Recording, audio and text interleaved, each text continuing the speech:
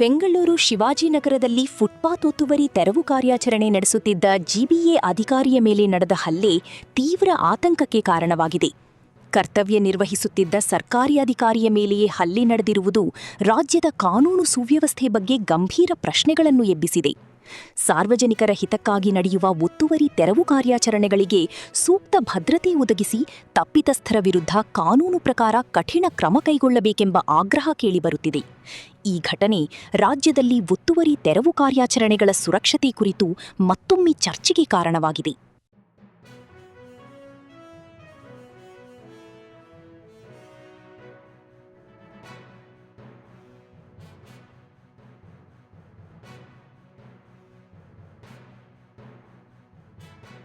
ಇನ್ನೂ ಜನ ಜಾಸ್ತಿ ಇದ್ದರೆ ಅವ್ರ ಬಗ್ಗೆ ನಾವು ಮಾಹಿತಿ ಪಡೆದು ಅದನ್ನು ಕ್ರಮ ತಗೊಳ್ತೀವಿ ಮತ್ತು ಸ್ಟ್ರಿಕ್ಟ್ ಆ್ಯಕ್ಷನ್ ಕೂಡ ತಗೊಳ್ತೀವಿ. ಯಾಕೆಂದರೆ ಇದು ಇನ್ಸಿಡೆಂಟ್ ಆಗಬಾರ್ದಾಯಿತು, ಇದು ನಡೆದಿದೆ, ಅದು ಯಾವ ಕಾನೂನಿಗೆ ಅವ್ರ ಕೈ ತಗೊಳ್ಳಿಕ್ಕೆ ಸಾಧ್ಯನೇ ಇಲ್ಲ.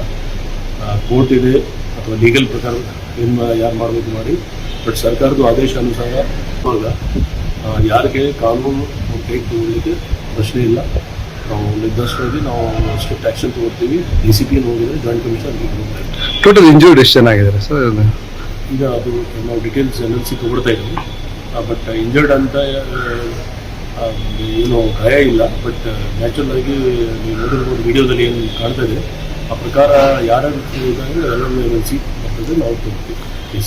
ಓಕೆ, ಈ ಮೊದಲಿಗೆ ಹೊಡಿತಾರೆ ಅವರೇನೊಂದು ಸಂಘಟನೆ ಅವರ ಅಥವಾ ಅದೆಲ್ಲ ವೆರಿಫೈ ಆಗ್ತದೆ. ತಕ್ಷಣ ನಮ್ಮವರು ಅಟೆಂಡ್ ಆಗಿದ್ದಾರೆ. ಯಾವುದು ಸಂಬಂಧಪಟ್ಟಿರಲಿ, ಬಟ್ ಆ ಕಾನೂನು ಕೈಗೆ ತಗೊಳ್ಳಿಕ್ಕೆ ಯಾರು